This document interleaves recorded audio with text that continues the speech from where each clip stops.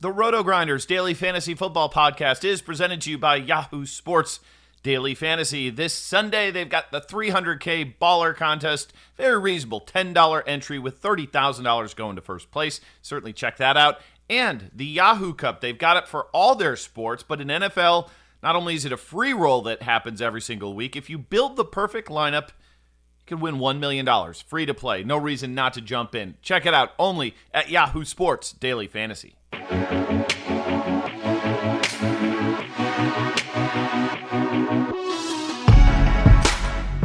What's up, everybody? Welcome back to another edition of the DFS OGs podcast right here on RotoGrinders.com, talking everything for Week 6. Can't believe we're already on Week 6 this season. Flying by, but we cover every game on the main slate, cover the lines, cover the totals, and, of course, all the DFS action here. I am your host, Chris, Beermakersfan. Prince, joined as always by my boys, my fellow OGs, headChopper and Notorious. Chop, I want to start with you here because I got a little gloating to do, buddy. My Packers come into Dallas and put a whooping on your boys there. So feeling good about that. As far as DFS, we know it's a super chalky week. I mean, scores over 300, absolutely crazy. If you didn't have some Will Fuller in your life, some McCaffrey, some Aaron Jones and his 4 touchdowns against the Cowboys, then you weren't winning any money. So thoughts on the game, thoughts on Week 5. How we doing, my man? No, man, you do not get to gloat when you sat up here and said you thought the Cowboys were going to win that game. Yeah, that doesn't work like that. Jinx, paid that off. does not work like that, man. I cannot allow that, man. That was fully planned out, a reverse jinx that actually worked. Terrible. That's just terrible. I don't. Yeah, it was a rough week, man. Just in general, like I'm probably never going to win. Well, I know I'm never going to win like any significant money when the chalk hits that hardcore, man. That's just not listen, when the blitz and Derek Carty win all the money, it's probably not going to be a good week for guys like me. All right. So I just can't do nothing with like a 22% owned Will Fuller on DraftKings that does that. You know, I just can't. There's nothing I'm going to do, man, that's going to be good that week. So just lick your wounds and move on to the next week and know that there's going to be plenty of weeks where the chalk doesn't quite hit that hard, and that's when we can make some moves. Lick your wounds. It sounds like a talk in the Dallas Cowboys locker room. That's what's going on as well. Lick them wounds and move on. Go play Sam Darnold and the Jets. So we'll talk about that game. But let's bring in our other co-host here, our boy Notorious. How was Week 5, buddy? Yeah, it was a rough one for me. I was on McCaffrey, I was on Fuller, I was on Thielen, and still got crushed. Just one of those weeks where if you had a couple of duds in your lineup, it was going to hurt you. And I had way too much exposure to the Bengals and the Cardinals game. You know, those offenses just didn't pan out the way I was hoping, and a lot of field goals in that game. So it was rough for me, but overall, it's been a pretty good season, so looking forward to Week 6. Yeah, was that a tilting game? I mean, how many times were them teams in the red zone, down on the 5, and nobody would score? They would turn it over, kick a field goal, just a crazy game there. So, yeah, one of them weeks. I mean, it seemed like all the puzzle pieces are there. It was just putting the puzzle together on getting the right combination. But hard to remember a week with so many guys scoring in the 40s, the 50s. I know we always say, crazy week, but that might be one of the craziest weeks we've ever seen. And keep in mind, the chalk does this once in a while, but it doesn't do it every single week. So keep that in mind when you're making your Week 6 lineup. So let's get into the game, guys. We got 10 games on the main slate. Again, we won't go over Thursday Night Football, which should be a massacre. New York going into New England. But we won't cover that. Chop and Big T have been doing great. Congrats to our boy Big T, hitting the big giblets once again on the Showdown slate. But those guys do a great job on all your Showdown videos. So Thursday night, Sunday night, Monday night, we won't cover those games. Let's get into the main slate, guys. First game for us today, Cincinnati and Baltimore. Baltimore, big 12-point favorites here at home, 47.5 is the total. Derek, let's get started with you here. Cincinnati yet to win a game, lose at home to Arizona. Now have to go to Baltimore, who coming off a loss of their own, or a tough game there, I should say, not a loss, but a tough game in Pittsburgh. Does Baltimore just smash here? Yeah, you got to think so. On the Cincinnati side, it's actually a better matchup than you would think. Baltimore's defense hasn't been, very good this season. They're 29th in overall DVOA, 25th against the pass, 28th against the run. So we should like somebody from Cincinnati. I just don't really trust their offense. I mean, Dalton couldn't even get it going against the Cardinals. So I got to think he's going to struggle in this matchup, although we should monitor the status of Jimmy Smith. If he's out again, that does hurt their secondary. So maybe you can get some Tyler Boyd in there. He's still 6,300 coming off of another big game. We saw Auden Tate play every snap with John Ross out. So he's only 4,500. I know he's basically a tight end, but should get targets in a game where they are going to be trailing. So don't mind looking at those two. I wouldn't say they're, priority plays or anything like that, but they're okay. Probably going to be avoiding the running backs, even though Mixon is pretty cheap. And then for Baltimore, I think this is a spot to load up on Lamar Jackson. He's going to get his points, whether they're trailing, whether they're winning. You saw him struggle last week, still finished with a decent fantasy outing. He's under $7,000 on DraftKings. We could see him have the first 100-yard bonus for a quarterback this season. He's already got the 15th most rushing yards of any player in the NFL, so I like his chances against his Bengals defense. Mark Ingram, 66% of the snaps over the last couple of weeks, so I think you can look at him. I don't think a lot of people will go there, but we know that you can run on this defense. And then if you are playing Jackson, pair him up with Marquise Brown, pair him up with Mark Andrews. I think a lot of people will see the fact that Brown only played 46% of the snaps last week, but he left the game with the ankle injury. So not too concerned about his playing time. Should be back to a full complement of snaps this week. Yeah, I agree with you. I think this is a great spot for Baltimore. You can attack a lot of different ways. Mark Ingram, the passing game. Keep an eye on Mark Andrews, still dealing with that foot injury. Played 43 of 81 snaps on offense. So if he were to be out, Hayden Hurst might be a nice value play at 3,200. Chop, over to you, buddy. Big mismatch here. Anything to see on the Cincinnati side of things, and then how are you attacking this Bengals defense?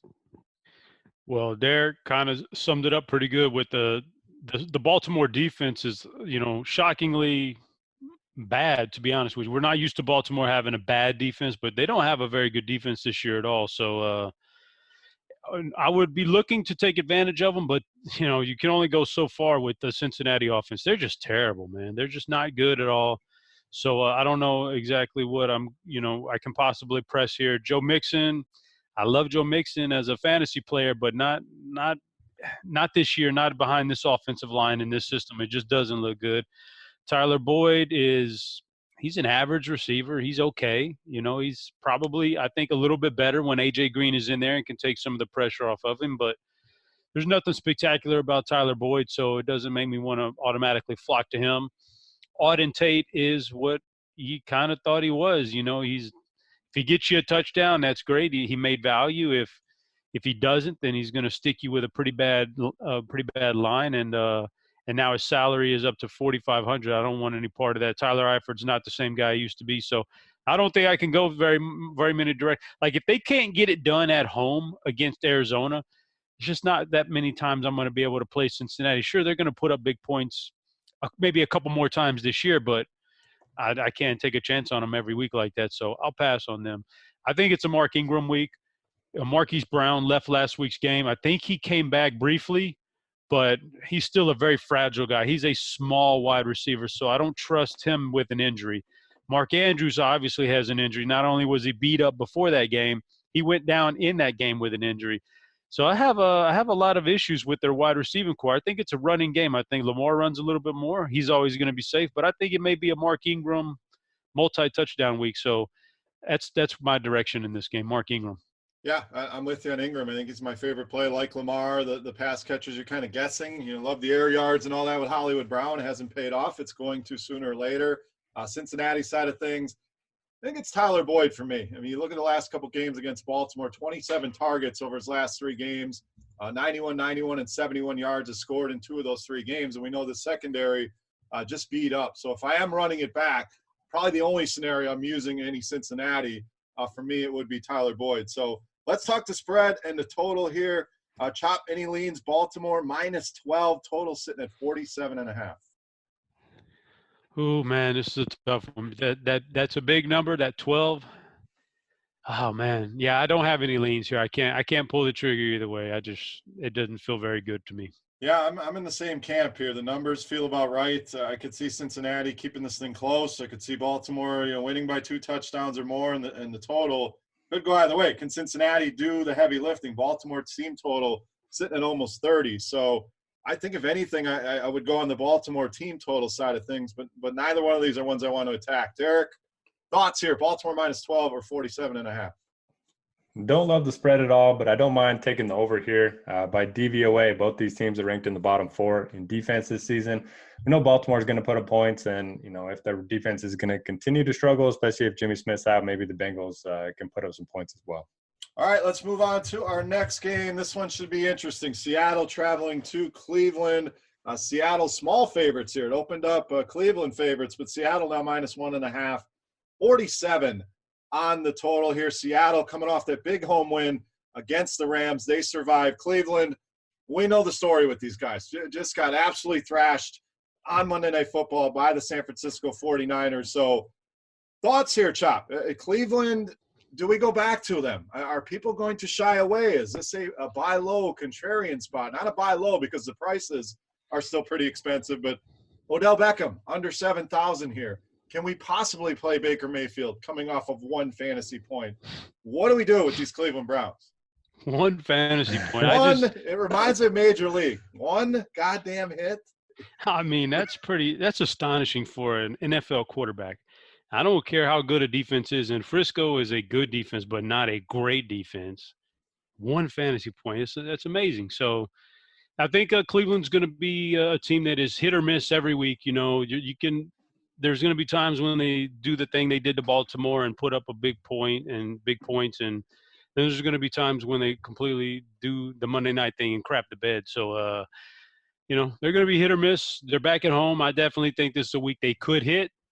Here's the thing about Cleveland. I don't know, just watching the games, there's no chemistry between Baker and Odell. Everybody was like, oh, this is going to be such a great pairing. Odell is such an upgrade at QB over Eli. And it probably is an upgrade, but there's no chemistry there. So my suggestion to Odell was maybe you should have been in some of those voluntary workouts with Mayfield in the offseason instead of bumping your gums out there, branding yourself better, off the field. Get out there and get a little chemistry with your QB because there's no chemistry right now. So I think there'll be weeks when they do well, and there's going to be weeks when they completely ghost us. This seems like a decent week, so I don't mind going back to Odell in tournaments. Won't take Baker anytime soon. Nick Chubb's always a threat. He's their most reliable offensive weapon. And that's just the way Cleveland shakes out. Seattle, this is, always a good spot for Russell. Anytime a team can keep him engaged in the game, it's not a blowout. And, yeah, he's always going to be an elite play. So love me some Russell, love me some Lockett. We saw DK Metcalf finally get loose. That's good for him, but I don't think I want to count on him again. I think it's more of a Russell Wilson to Tyler Lockett game, and I'll probably not go with the running backs here. Chris Carson, I probably want to prefer him more at home moving forward, not on the road. See, I like Carson here. I mean, you saw Matt Breida, that long run, 11 for 114 yards for him. Tevin Coleman coming off an injury. He gives you 16 for 97. I mean, they did whatever they wanted to against this front. So I kind of like Carson here. I don't disagree. Russell Wilson's in play. Lockett's in play. This could be a Seattle smash spot here, although the total 47 seems a little bit lower than I thought, to be honest. I thought this one would be approaching 50. So, Derek, your thoughts here, a lot to get to. The Seattle side of things, you like Wilson, the passing game, prefer Carson. How are you handling Cleveland? You going back there, or are you sitting out this week? I think this is one of the better games of the week for Cleveland. Yeah, Chop's tweet summed it up nicely. 1 fantasy point, 4 quarters. That's not very good for Baker. But, yeah, I looked at some projection systems, a few of them this morning, and it looks like Chubb and Odell are both rating out as like top 3 values of their respective positions. So they'll both be very popular. I think they're both solid options. Chubb's basically been playing 80% of the snaps in close games, and Odell just continues to get targets and air yards. Just hasn't turned into much outside of that big game against the Jets. But the guy that could fly under the radar a little bit is Jarvis Landry. He actually has a 26% target share, which is just 2% lower than Odell, and he has more air yards than Odell this season. He's going to be lower owned, and he's going to be significantly cheaper across the industry. So I think Landry's a nice pivot off of Odell in tournaments. And then for the Seahawks, I like their passing game and their running game. Chris Carson, even with Rashad Penny back, played a season-high 84% of the snaps last week. He's still a fumble away from getting benched at any time, but you can't really play DFS like that, hoping for something to go wrong. So 6K, I like the price point. I like the matchup. You mentioned the Niners running all over Cleveland on Monday night. So do think he's in play. And then Wilson, I mean, he leads the NFL in touchdown rate, passing points per attempt. They just need to let him throw the ball more. They have the 5th highest run play percentage in the NFL. So it's always game script dependent when it comes to Russ. When they're down, then he puts up huge fantasy outings. And when they're not, they tend to lean on Carson. So I like getting exposure to both the passing game and the running game just in separate lineups. And yeah, you can pair them up with Metcalf or Lockett. Metcalf, I'll keep my eye on the status of Greedy Williams and Denzel Ward. They're both been out the last 2 weeks, and obviously that's hurt their secondary. So keep an eye on those two, and then, go from there. All right, let's take a look. Total and spread. We talked about it earlier. Seattle -1.5, 47 on that total, Derek. Either one of those stand out for you? The Browns have just been so hit or miss. After everyone's kind of given up on them, I feel like they're going to bounce back and win this game. So I'll take the Browns since it's less than a field goal in terms of the spread, and I'll take the over as well. Yeah, I think the over for me as well. It started at 46. It's already up to 47.5, 47 we mentioned. So it's already on the move. Both defenses leave a lot to be desired here. So I think, a game both teams score in the 20s makes for an easy over here. So give me the over. Not too sure on the spread here. I think this could go either way. So I'll just take the over. Chop, thoughts here, -1.5 or 47? I guess it'll be 3 for 3 on the over. I don't particularly like the spread, but I think we can see some points in this game. All right, let's go to the next game. Derek, we're going to go to you here, buddy. Jacksonville, home game here against the Saints. It started out Saints for favor. Now Jacksonville -1 at home, 44 on the total here. The Saints, great game at home against Tampa Bay, obviously. Michael Thomas, the big game. Teddy Bridgewater, popping in all those models from Derek Hardy. So been hearing about that all weekend long, but a great call there. But now on the road in Jacksonville, tough loss in Carolina. But coming home, I think this is an interesting spot here. Now, the problem is 44 in the total. Both teams projected for right around 22 points, Derek. How does this play out? I mean, it's two kind of middling offenses, to be honest. Minshew's been solid. DJ Chark looks like the biggest mispricing on DraftKings this week. Same price as Willie Snead. How in the hell has that even happened? Like, it's just unbelievable. So is he a cash game lock? Is he a guy that'll be popular in tournaments? So your thoughts on the game, but most importantly, Chark here at only 5,500 on DraftKings. Yeah, so the main concern here is that both teams want to play slow, so that probably accounts for why the total is so low. But I do think there's some upside here. Gardner Minshew, we'll start with him. He's only 5,000. He's played very well. Doesn't really look like a rookie. New Orleans, 26 in DVOA against the pass, so it's a nice matchup for him. You can pair him up with Chark, but he's probably going to draw the coverage of Marshawn Lattimore.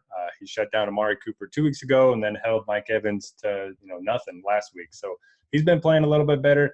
I think that could open up some targets for D.D. Westbrook. I still think Chark is viable. He's fifth in the NFL in receiving yards, 6th in air yards, and he continues to get red zone targets every single week. But I like D.D. He should run most of his routes against P.J. Williams in the slot. We've seen slot receivers just burn the Saints time and time again this season. Last week it was Chris Godwin.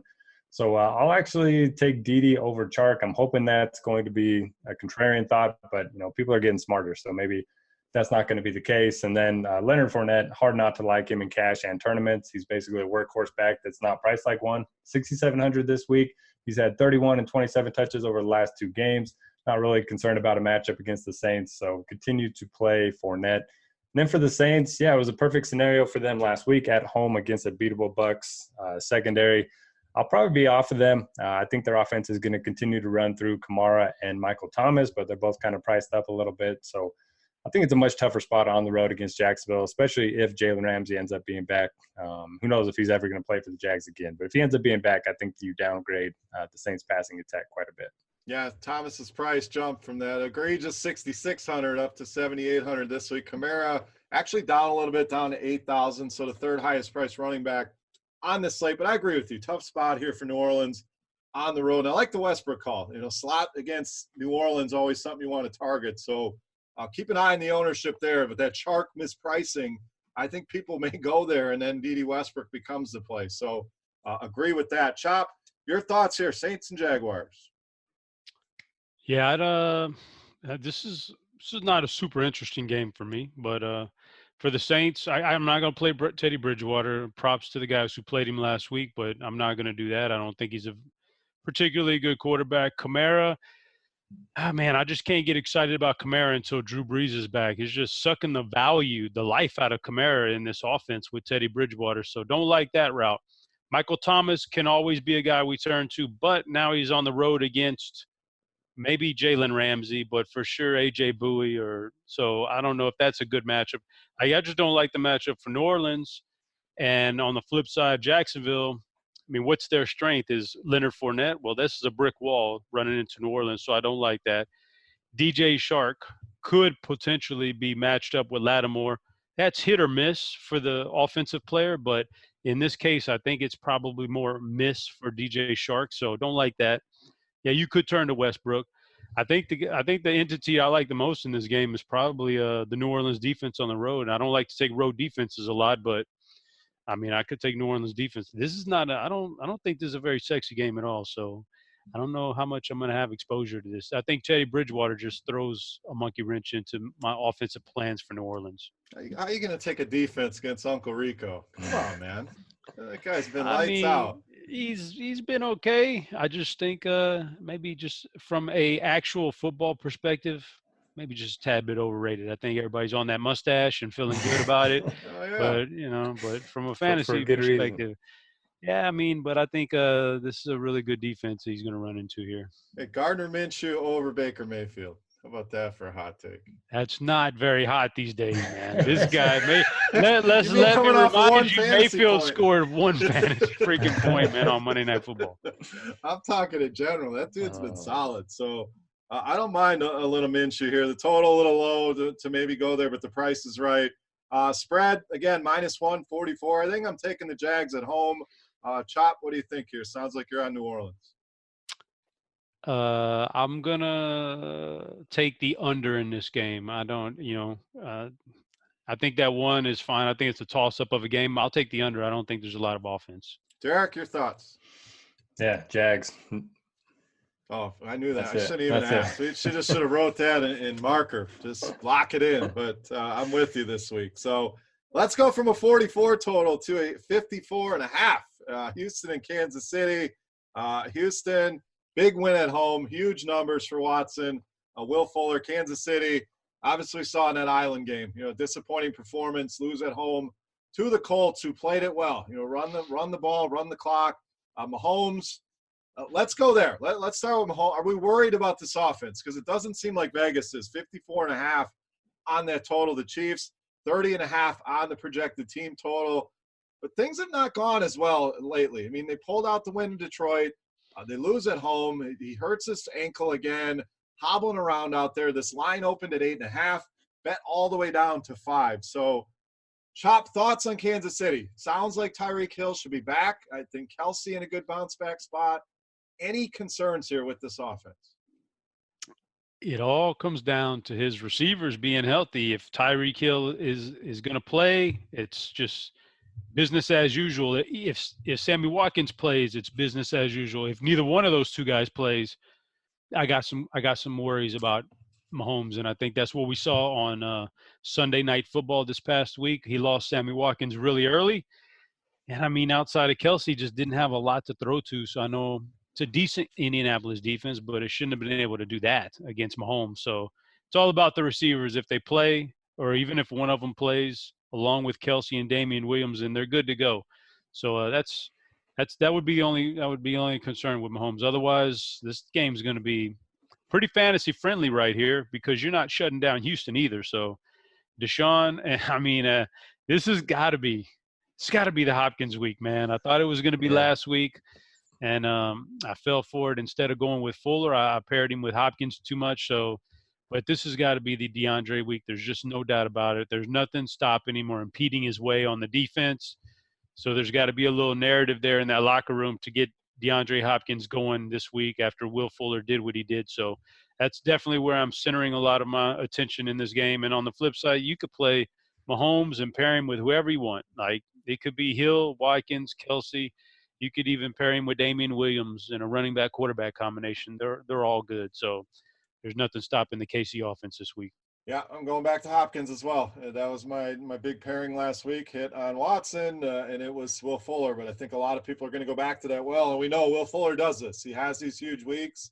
No Kenny Stills in the lineup certainly helped capture a lot of the deep ball, the deep attention. Saw a ton of targets, but Hopkins getting too good to be this bad. He wasn't terrible.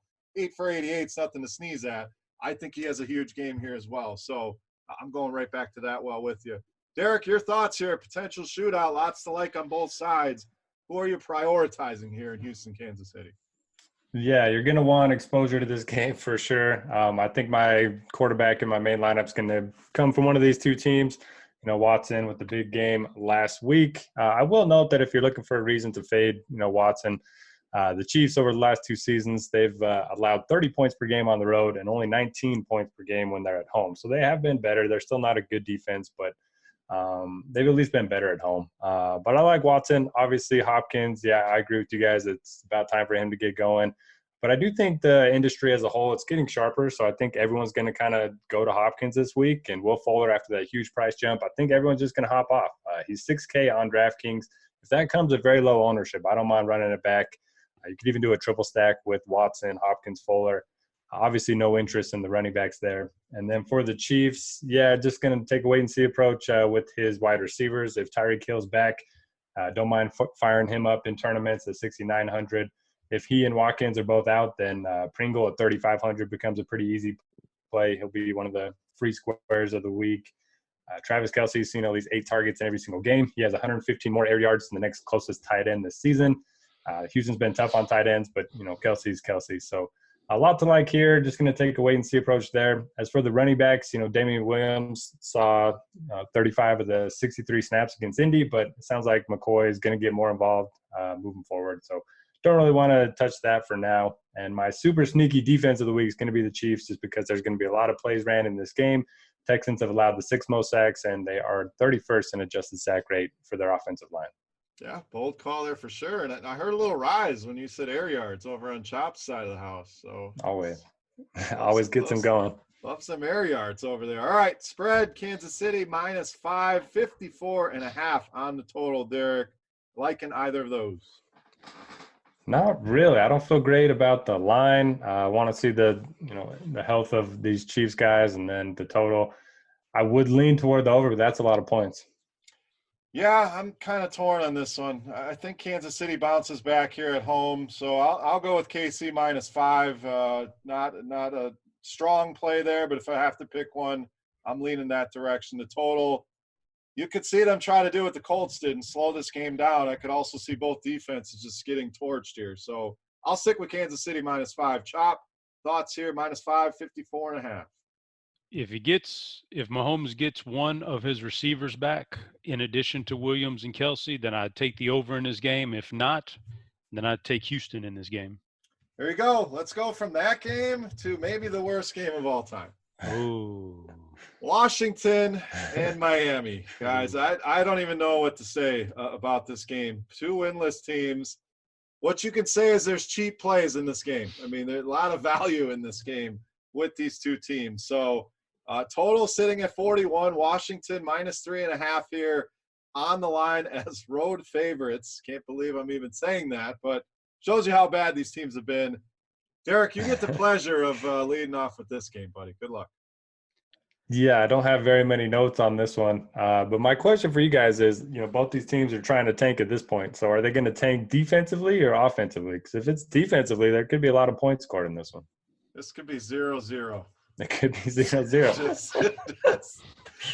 Baker Mayfield's going to outscore everybody in this game. So, yeah, I don't know. I mean, Rosen, Drake, Parker, Preston Williams are all cheap for Miami. And then, for the Redskins, the only guy I would touch over there is probably Terry McLaurin at 6,000. But I don't love this game. I think you can play the defenses. I think I really don't know. Maybe you just avoid it completely. But something's got to score here. Yeah, I mean, Preston Williams has been solid. So, if anything, I wouldn't mind looking there just for a cheap $4,100 receiver. McLaurin I like, but he's up to $6K. I mean, you're talking about same price range as Will Fuller now. Feels like an Adrian Peterson game, and more so on FanDuel, but I don't even know that I could do it. This game is just nasty. Chop. This feels like one of your under specials here, and the total's only 41. So anything in DFS for this game? I think you can. So if Miami's ever going to win a game this year, it's got to be this week. If they can't win this week, then you go into the whatever site you bet on, and you take that prop where Dolphins don't win a game all year long, and that's free money because this is the only game they got a shot at winning. So because they're coming off a bye week and they're facing this Washington team, just lost their coach and everything. Just everything about it screams Miami finally winning a game if they actually want to. So we'll see how that plays out. For Miami, I think Devontae Parker or Preston Williams, you can find a little bit of value there. They're both super cheap. And I don't know. I bet if you plugged in the old Derek's buy low air yards model, then I bet Devontae Parker's name pops up near the top. So I think you could take one of those receivers. I don't have any interest in the running backs over there. For Washington, yeah, if McLaren is back, I don't see why we wouldn't take him against Miami, who's got a terrible defense. So McLaren, oh, man, I don't know if I could do the Adrian Peterson thing. I know, man. It's ugly for sure. I love me a little Peterson, but we are stretching it right there. So, actually, you know what, man, I'm going to take that back, man. I think we may be on Peterson this week now that I think about it, right? We got a new head coach. He's going to probably establish the run. I think we can establish a little Adrian Peterson maybe. So, yeah, I could go that route. But I seriously, though, McLaren looks pretty solid. I mean, if we're going to play him when he was healthy against all those other teams and he was doing well, why couldn't he do well against Miami? Yeah, we'll see what they do at the quarterback position. They're saying they're not going to play Haskins. Keenum's still hurt, so we'll see if he's back. Colt McCoy, terrible. More fantasy points than Baker Mayfield is about all I can say for Colt McCoy. So ugly. How about betting on this game? That may be even worse here, but I think I got to take the Dolphins. I can't justify taking the damn Redskins as road favorites.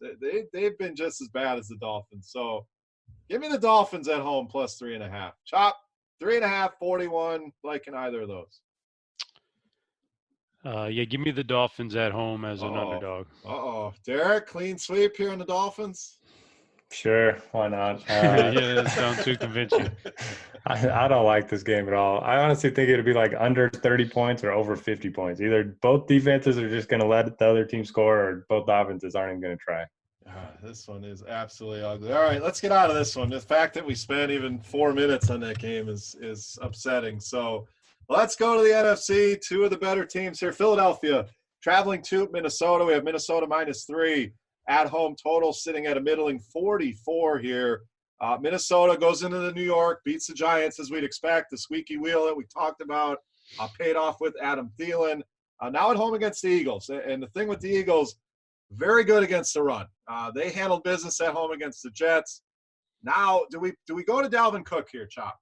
Again, Philadelphia's strength is their run D, but they have struggled against pass-catching running backs. Minnesota uses him there. Or do we load up on the receivers here? We know that secondary, absolutely terrible. So I'm more excited about the Minnesota side of things. But is it Cook? Is it Thielen? Is it Diggs? Is it a combination of the three of those? I'd be a lot more confident in Stephon Diggs in this game if I would have known if I know he was going to go out there and actually play and not just be sleepwalking around out there and pouting. That's pretty rough to watch last week while Thielen racked up all the targets or all the yards and touchdowns. So I'm a little bit of trepidation on Stephon Diggs. He's clearly the guy that should be able to win in this matchup, but I think they got that out of their system last week, and now they keep on pounding some Dalvin Cook. So, yeah, I'm gonna go back to the Dalvin Cook train here. I certainly can't play Kirk Cousins, and I don't know if I can't play Cousins, it's hard to trust either one of those receivers. So I'm back on Dalvin Cook, and on the flip side, just a tough game for Philadelphia being on the road like this. So, man, I mean, I guess you can always stack anybody, any quarterback with his wide receiver in any format and in GPPs and get away with it, but it just doesn't feel like I want to do any of that with this Philadelphia team this week. I don't think they have a whole ton of success. So maybe if Deshaun Jackson were to come back and we heard he was healthy, maybe I could play some Deshaun Jackson. But other than that, man, I just don't like this Philly side this week. Yeah, I'm with you. Minnesota generally pretty good at home, especially defensively. So there's nothing really standing out on the Philly side of things. You mentioned Deshaun Jackson. That would help. That would make things more interesting, but don't know that he's ready. They're saying he's close, but I'll keep an eye out on that. Derek, your thoughts here, mainly the Minnesota side of things. Is it Cook? Is it back to those wide receivers? And like in anything on Philly here, team totals under 21. Vegas isn't expecting a lot. Neither are Chop and I. Your thoughts on the Eagles? Yeah, we kind of tried to warn everybody about Wentz last week in a 2-touchdown favorite game against the Jets, and he just didn't need to do a whole lot. But yeah, I think the key is Deshaun Jackson. His numbers with him on and off the field are pretty different. So if he's active, I think that definitely helps Wentz in the passing game. Oh, sorry about that. And yeah, I think Zach Ertz is just underpriced. Minnesota, they're very good defense, but they're 19th in fantasy points allowed to tight end. So at 5,400, I do think you can play Zach Ertz. And then on the Vikings side, yeah, it's ugly, but I do think I'm leaning towards Kirk Cousins in the passing game. We know Philly very good against the run. They're 5th DVOA, 23rd against the pass. We know their corners are all banged up, and even when they're healthy, they're not that good to begin with. So I don't mind pairing them up with Thielen. I like Diggs in large field tournaments. I know, he is pouting a little bit, but still has a 20% target share, 37% air yard share. And in the first half last week against the Giants, the Vikings ran 23 passes and only 18 runs. So maybe they are going to lean a little bit more on the passing game moving forward. I don't mind playing Cook as well. You mentioned that the Eagles have struggled against pass-catching running backs, so that helps Cousins if anything else. But, yeah, I like the Vikings more than the Eagles, and their defense is only 2,600 if you need to punt the position. There you go. I think it's Diggs for me, just not in cash games, but in tournaments, 5,900, a decent price there. Nobody's going to want to play him. If anything, they'll play Thielen. So I think Diggs could be a little bit off the radar here. So spread -3, total of 44, Derek. Either of those for you? I'll take the Vikings. I like their offense more than the Eagles, and I like their defense more too. So I'll take the Vikings. Don't let me twist your arm here. You're like, oh, I'll take the Vikings. That's not a very convincing pick there. Chop, you got any more conviction on this game? Oh, I certainly do. You for sure sign me up for some under in this game. Under. How did I know that was coming? As unders win, man. Unders cash. Old man under. Overs for the show, unders for the dough. I'm going to go with the Vikings as well. I feel a little bit better about it than Derek did, but at home they're generally pretty good. I just don't think Philadelphia matches up too well with this Minnesota defense. So give me the Vikings -3. All right, let's go to the 4 o'clock window here. First game for us, Atlanta at Arizona. Atlanta got thrashed in Houston, giving up a ton of points. Now I'll go to Arizona, who snuck out that win in Cincinnati. A pretty high total here at 52. Atlanta -2.5 on the spread. Derek, this one should be fantasy goodness. What do we do, though? Sanu's been the best Atlanta receiver. Is it a Julio week? Arizona side of things, David Johnson hurt his back. It may be a Chase Edmonds chalk week here if he's the starting running back, only 4,600 on DraftKings. So a lot to get to in this game. Who are you liking here, Falcons and Cardinals? Yeah, as long as DFS has been around, when a workhorse running back gets hurt, you just plug in the backup, especially when they're underpriced. He's only 4,600. So keep an eye on David Johnson. If he's out, definitely want to get some exposure to Chase Edmonds. If DJ plays, he has been seeing a ton of work. They said they didn't use him as heavily last game just because of that back injury. So I think he would be an interesting tournament play, especially since his price went up. Kyler Murray, led the game-winning field goal drive last week against the Bengals. So that was pretty good. He's had a pretty high floor, and he's yet to really show his ceiling. He's running a little bit more over the last few games. And then you got to keep an eye on Christian Kirk. If he ends up being out again, Keyshawn Johnson played 95% of the snaps. He's only 3,900 this week on DraftKings. Fitz is one of those guys that I'm always fine with or fine without. He's still too cheap on FanDuel at 5,600. And then for the Falcons, it's another good spot for Matt Ryan. He's thrown at least 300 yards in every single game this season. His ownership always seems to be lower than it should just because he doesn't run the ball a whole lot. People like those, dual threat quarterbacks. But I think it's a great spot for him. We've seen quarterbacks just thrash his Cardinals defense all season. Although I do think Patrick Peterson should be able to return from his suspension this week, if I'm correct. And if that's true, then he'll probably match up against Julio. But for me, it's all about Austin Hooper. just continue to play tight ends against the Cardinals. We saw Tyler Eifert wide open last week. Dalton missed him for a touchdown. Also had a long play called back due to a hold or an offensive pass interference. I can't remember. But tight ends against the Cardinals, just continue to play them each and every week. Yeah, I mean, Hooper still remains a little bit too cheap on DraftKings. I mean, price went up, but 5,000 is fair. And I think we all had our concerns with Eifert last week. But Hooper in a good spot here this week. Chop, fantasy bonanza here.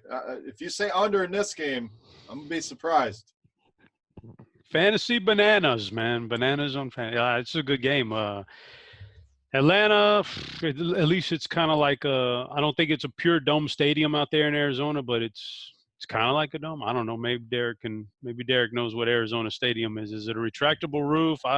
Point being that Matt Ryan really typically does okay in domed type of environments, but struggles in the pure outdoors. So, fire them all up, man. On the road, Julio on the road is always a thing. Matt Ryan, Austin Hooper. Everybody's going to turn to Austin Hooper this weekend, but for good reason, I guess. So we can go there again. And then for Arizona, it's all like Derek said. I would have no problems firing up Chase Edmonds if David Johnson sits. I don't think he sits. I hope he doesn't sit. And then we'll see what Christian Kirk does too. It all, all their value depends on what happens with those couple of guys right there. But Kyler Murray finally starting to run. Been waiting for that. He's now becoming a force in fantasy and will continue to get better as the year goes on. So I'm always going to find room for Kyler Murray on my rosters moving forward in multi-entry. Yeah, I mean, he hasn't had that huge game, and the floor's been like 17 DraftKings points, which is getting you close to 3x. A couple games close to 20, 25. I don't think we've seen that big massive game out of him yet. So against this defense, this could be one of those 30-point games, and you're feeling good about it. So even at 6,500, I agree. You know what else? What else is going to propel his value as a season is when Cliff Kingsbury learns how to call plays in the red zone, because right now that's a travesty what they do down there. And eventually I would hope he gets a little bit better at play calling down there, and then Kyler Murray will really explode. Yeah, that game was just nasty, man. Just too many field goals, too many blown opportunities. So I like him a lot this week. Edmonds would be a lock and load for sure if he's the starter. On the Atlanta side of things, can really pick your poison. Hooper, Julio, Matt Ryan. I think you can go to any of them. What about the running game there for Arizona or Atlanta? Any interest in Devontae Freeman, Chop? No, not really. I mean, I'm sure he's going to have a couple of decent games this year. I don't want to use the word toast, but he really does look toast right now. So I just probably can't pull the trigger. I can't do it. It's just interesting because he's getting a lot of targets, and that can give you fantasy value. I'm with you. He doesn't look great, but the opportunity has been there. Derek, your thoughts real quick on Devontae Freeman? Yeah, not a lot of interest from me. Cardinals play a lot of defenders in the box, and Freeman, I mean, you pay $600 more, you get to Le'Veon, paid $900 more, get to Fournette. So probably no Freeman for me. And then an update on Patrick Peterson, 6-game suspension, so he'll miss this week as well. Makes me feel a little bit better about Julio. So Julio smash spot. What the hell did he do for 6 games, man? So everybody else he had PED, and then he also had a masking agent, which gave him an extra 2 games. Oh, so the he old tried trying to to cover it up gives you an extra 2. Well, that's not very bright.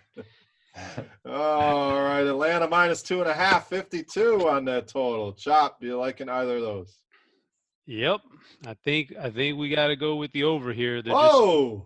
Seems like there's too many plays run in this game against an offense in Atlanta that can put up points. So yeah, like the over here. All right, I was gonna say if you were taking the under here, man, you really don't like fun. So I'm with you on the over 52. Atlanta's given up over 20 points in every single game. Arizona, we'll see if the offense puts it together, but had plenty of opportunities to score over 30 points in that game against Cincinnati.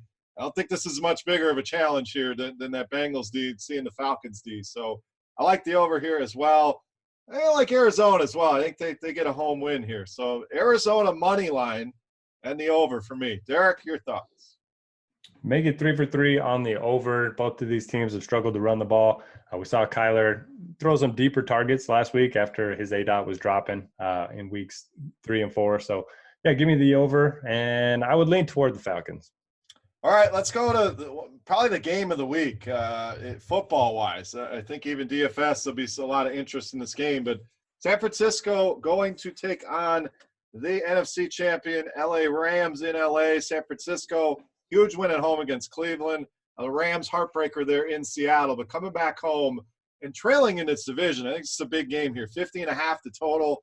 Rams sitting at -3.5 here, Chop. So what do we do here? The Niners defense looks legit.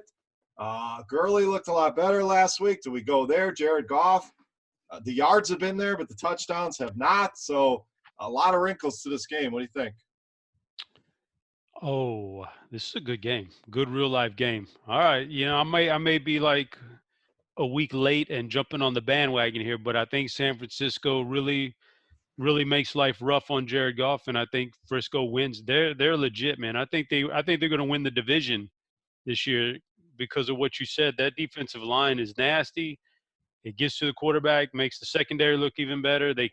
We saw on Monday Night Football, like, not putting all my eggs in just one sample size of a basket on just the Monday night game, but this guy draws up great run blocking plays. He can get the running game going. You got to establish the run to win in the NFL these days, guys. We know this, and Kyle Shanahan does it. So I like the 49ers here. The problem with them fantasy wise is they literally have like 7 skill players outside of George Kittle. Then you just don't know which one. If it's going to be Breida, Coleman, Mostert, Debo, Goodwin, Pettis, Bourne, Richie James, they're all legitimate threats on any week. So I just stick to George Kittle fantasy-wise, and I don't want to touch nothing else. And on the flip side, I think they're going to make life tough on Jared Goff. So I don't know how much Jared Goff I want. I don't play Todd Gurley anymore. So maybe you can finagle me into a Robert Woods share or a Cooper Kupp share. But I'm just going to one-off a guy from the receiving core for the Rams, I don't want any of the other pieces. I think it's too good of a defense to go too heavy overboard stacking Jared Goff with guys. What about Gerald Everett? 19 targets over the last 2 games. Last game, big game, 7 for 136. Are we buying this, or is this just? I mean, it would help if Cooks was out. I think that would open things up. But any belief here in Gerald Everett, Chop? Yeah, you know what? That might be a way they attack, because I don't think I don't know how much they're going to be able to attack with straight wide receivers. So maybe you get it to the tight end quicker. So yeah, I mean, might as well. I mean, it also depends. I haven't looked at the grand landscape of, let's say this game was transported into last week and we had no good tight ends on the main slate. You could definitely fire him up. I don't know what that landscape looks like this week, so I have to take a look at that. Yeah, I mean, you got all the studs pretty much. Kettle, Ertz, Kelsey. So, but he's 3,600 on DraftKings. So, Niners D's been good, but Everett intriguing. All right, Derek, your thoughts here. Big game. What are you liking for DFS? Though I think this is a good football game to watch, but is there a lot of DFS interest here? Yeah, Chop summed it up perfectly for the Niners. They're a good offense, but they just have too many skill position players that are all splitting work. So don't really want to take any chances on the Niners outside of George Kittle. 5,200 seems way too cheap. Finally had a pretty decent game on Monday night, so don't mind going back to Kittle. But then you got to choose between him and Austin Hooper going up against the Cardinals. I think I would lean toward Hooper, but probably have exposure to both of them. And then for the Rams, yeah, Goff has been much better at home than he has been on the road throughout his career. Definitely want to keep an eye on Brandon Cooks. If he ends up being out, I think that boosts the target share for Kupp, for Woods, and then maybe for Everett, like you mentioned. I've already done my consensus value rankings, my first set of them for the week. And, yeah, like you mentioned, Beer, at the tight end position, it's just all the studs and then no value. So if you do want to save at the position, don't mind going to Everett. And I have a little bit more faith in Gurley than you guys. Played 93% of the snaps last week against the Seahawks, and that was on a Thursday game, coming off a short rest. So clearly he's healthy enough to be out there. He hasn't looked terrible. He's only 6,200. If he's going to get a workhorse-like load at low ownership, I'll have a little bit in tournaments. The shoe is on the other backwards. foot. Oh, the tides have turned. Yeah, they have. Me and Chop were printing money with Todd Gurley all them years while he sat in the sidelines, and now you want to jump in. Now Noto jumps on the gimpy Todd Gurley. I'm still chasing it years later. Oh, boy, that price is intriguing. I mean, 6,200, but this front for San Fran, I mean, Chubb had a decent game. Game script got out of control on him, so I'm intrigued by that price. We'll see if I pull the trigger by Sunday. All right, line is -3.5, like we mentioned, 50.5 on that total. Derek, you like either of those? I will take the under. I think both of these defenses are pretty good. All right, Chop, let me guess. You're going under here. No, I'm taking the road underdog. I think Frisco pulls the outright win. I just think they're a really good team this year. So as long as Garoppolo can stay healthy, I think they're going to be a force in the NFC. I think I'm taking the Rams here. I think there's going to be a lot of recency bias on the Niners. They really haven't played anybody. I'm not disagreeing. They look great, no doubt, but they have not been tested this season. So to go into L.A., the Rams, I know, just lost to Tampa, so people are going to be avoiding them. It feels like one of those spots where everybody's going to be on San Fran. So I'll take the Rams -3.5. All right, two games you're left. calling me a recency bias donkey. You're calling me a donkey, man. I was trying to be nice about it, and you just came out and called yourself a donkey. So Goodness gracious. When you make okay, I changed my pick. I want the Rams. when you make a donkey pick, I gotta point it out. Man. Should be a good game. At least I wasn't on the Cowboys last week on this show. I was. I know. It worked to perfection, baby. God, turn you got perfection. me again. Oh, love it. All right, two games left for us. So here on the pod, we got Tennessee and Denver the next game. One of these low total games. 39, Tennessee lost at home to Buffalo. Denver, big shocking win, going to L.A. and beat the Chargers. And I think we discussed that last week. The Chargers never seem to cover the damn spread at home. So Denver goes in, gets a win. Can they keep the momentum rolling here at home, Derek? Yeah, I think they keep the momentum rolling. I don't really trust Mariota, especially on the road, but this is an ugly one. I mean, this has a lower total than the Redskins and Dolphins, and these guys are more expensive. So I don't really like a lot for Denver. I think Philip Lindsay's fine. 5,300, he's been very good getting all the red zone or the goal line looks, and he's pretty involved in the pass game. But don't really love the receivers. Don't really love Joe Flacco. I think they're just going to be content running the ball, and the same goes for the Titans. I think it's going to be a very slow-paced game. If you want to play Derrick Henry, parlay him or pair him up with the Titans defense, I think that's fine. If you built a bunch of lineups, Delaney Walker's 3,700 if you're looking to punt the tight end position. But for the most part, I think this is an ugly game. Yeah, I'm in agreement. Was liking Noah Fant last week. 1 target, 6 yards. He did outscore Baker Mayfield. That's all I can say for him once again. But did not get the job done. Yeah, there's not a lot here in this game. Lindsey's been pretty solid, but against this Tennessee defense, I could just see an ugly game here, though. So not a lot for me in this game. Chop, you liking anything here in this 39 whopping total here? We got Tennessee and Denver. Not a lot. Let me see. Just trying to think about how I felt last week about Denver. I mean, they came out to play good defense. I mean, Joe Flacco, believe it or not, I actually had a couple shares of Flacco on DraftKings because the price was so low, and it's still low. So I think I could go back there. Tennessee has a decent defense, but they can be beat by a couple of pieces in that defense you can beat up on. So I think Flacco could, catch a break here and throw for another 300 yards, and it's either going to be Sutton or the guy who's actually stepped up.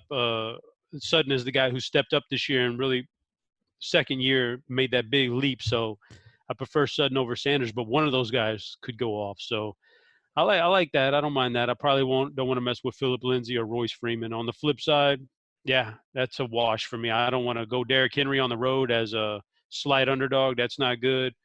The Denver pass defense has gotten beat up at times, but it's still too good to throw Corey Davis or A.J. Brown out there. They're just not premier wide receivers yet in the NFL. So, yeah, I think I'm going to pass on that one. There's a reason why this is 39. It's just not very appealing. All right, you want to bet on this one? 2.5, 39. You want to hit that under?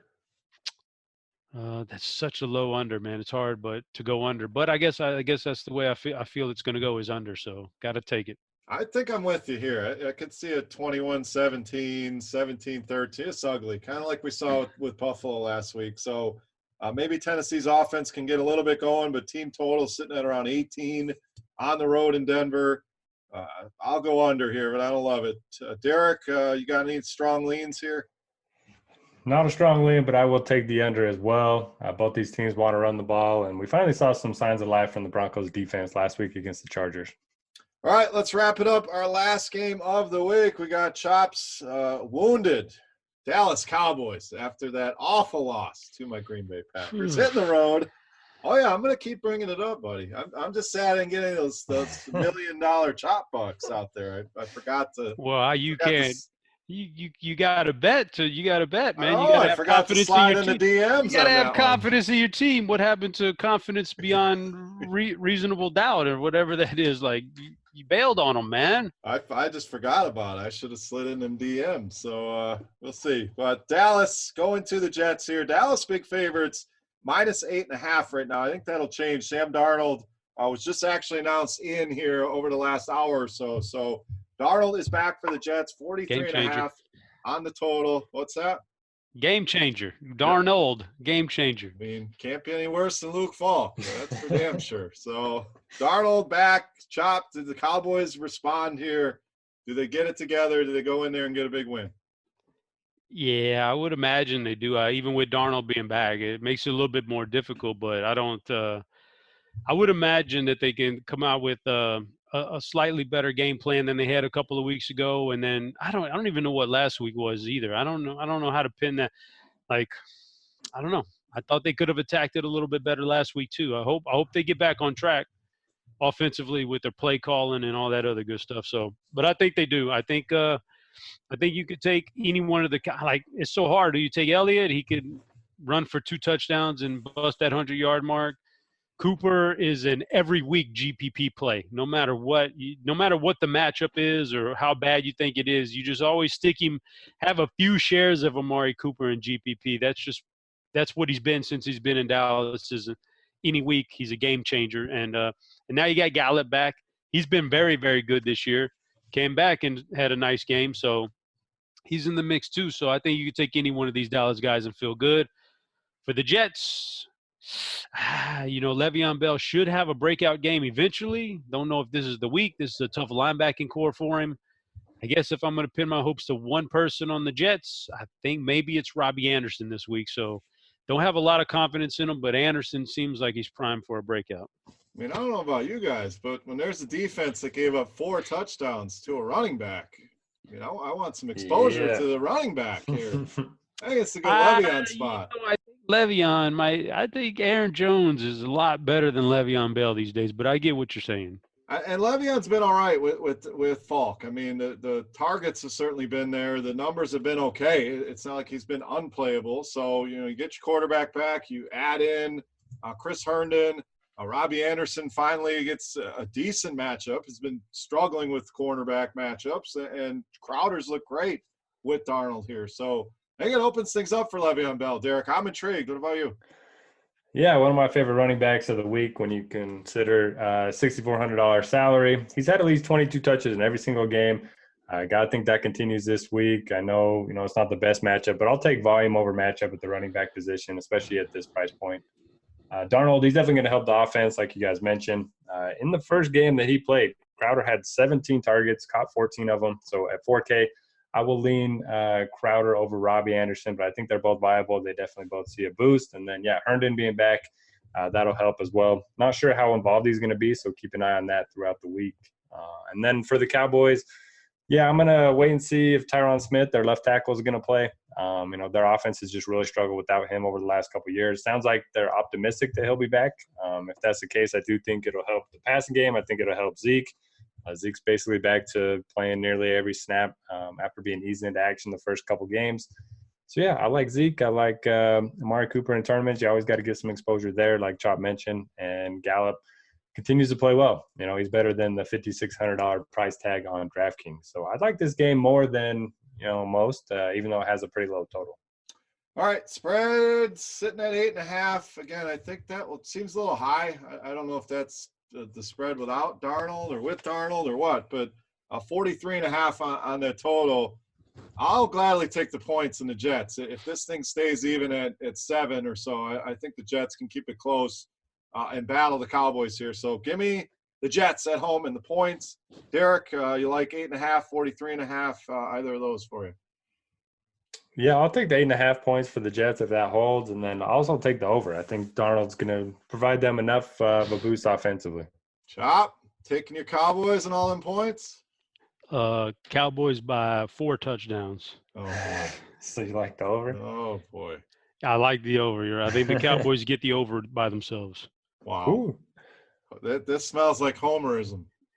Well, On they this better pod? do No way. something, man. They better do something. I need a rematch with Green Bay now. I got to make it to the playoffs. Got to get a We'll rematch see. with Green Bay. Then we'll really put something together here for sure. yeah. We'll see in the playoffs here. My boys got a tough game this week. Monday night, Detroit coming in on a roll, so we'll see. Divisional game, so should be interesting. But also, don't forget there is a London game this week. We didn't cover it. Early start there on that one as well. Carolina in Tampa. It was just announced Cam Newton will not play this week. I know there was some talk of him coming back, but he has been ruled out. So early start there. If you want to play that game, there are plenty of tournaments. There'll be showdowns. So that game should be fun there in London. All right, boys, that'll wrap us up for everything here on the main slate for week 6. Final thoughts here on the games, the process, betting, whatever you want to talk about. Chop, the floor is yours, buddy. I was just alerted on Twitter to this stat from last Monday night's football game. Baker Mayfield averaged 0.25 fantasy points per quarter. Wow, that's outstanding. Sleep on that one for another week. Can you do the math for us on that one?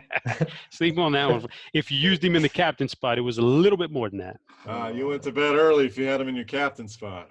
My goodness. Oh, man. No, it's been, what are we, 5, 6, this is week 6. I mean, these things fly by, man. I compare it next to college. Like, college season is halfway through. Feels like I just started college, and it's halfway through. So the season's flying by. We're not even that far away from NBA. It's really going to get hectic at that point. But, you got to make your waves right now, man, because this stuff goes by quick. And then those last couple of weeks, you really don't want to play that much, or you're not going to play as much because you got all the sitting out from the playoff team. So this is it, man. We're in the heat of it now. You got to get some lineups in there, man. If you're going to win that $1 million, it's got to be soon, or else you got to wait another year. That's right. A lot of slates to play this week, too. So be selective. Get out there, take a look at everything and what fits your budget and your bankroll. But with the London game and some early games, some late games, a good late slate here where it's not 2 games. We got a nice slate of games there. So game selection, very, very important. So, Derek, final thoughts here, buddy, week 6.